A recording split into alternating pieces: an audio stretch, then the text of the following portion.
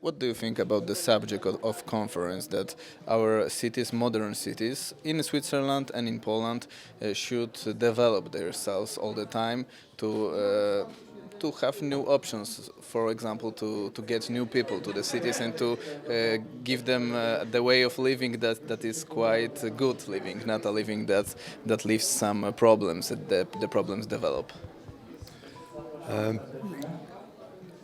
The question is quite big and complex. In Zurich, there was a time where families left and went to the suburbs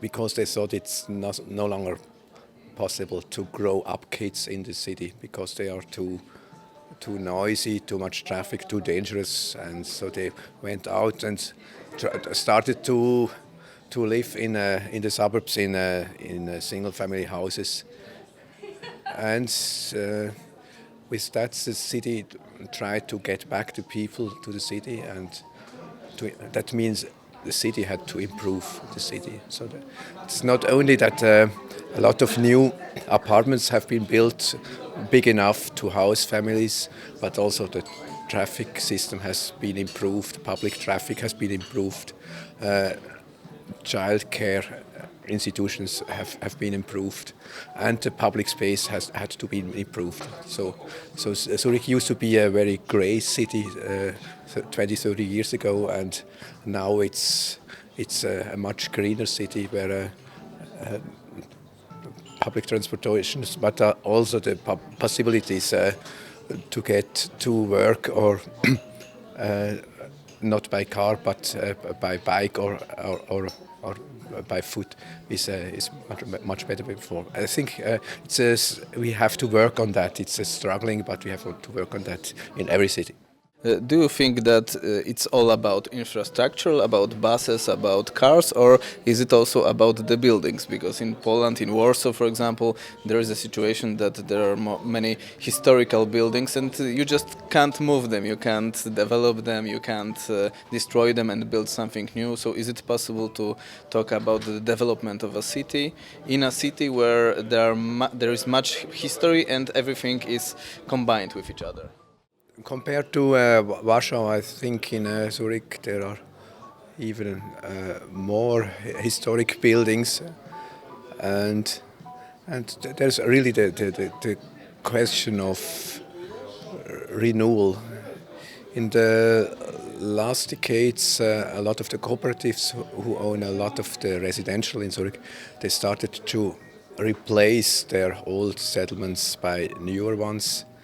But this had also a lot of impacts, like that the poor people were kind of thrown out of the city, and so more households with who could afford went into the newer apartments. So one has to find a balance, I guess, and to find a cohabitation between the new and the old. So that's. So in general, I would give the advice: be careful with your building substance and try to do developments which can live with the old, with the old. It can improve also the character of a quarter to have this mixture of new and old. Okay, so last question: is it more about the majors of the city, the government, who have to make good decisions, or is it about normal people, ourselves, who have to choose if they want to change the things around them? Because this is also the subject of the conference. It was who is deciding really, the guys who are up there or the guys who are over here?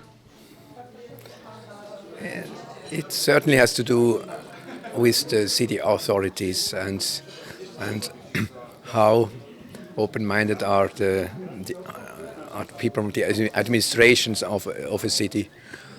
But at the end, it's the people deciding by their feet where they live. So they go there where they think they can make a better living. And so it's the responsibility of the investors, of the builders, of people who do buildings to do the best. So together with the authorities to keep people in the city and to avoid that they leave.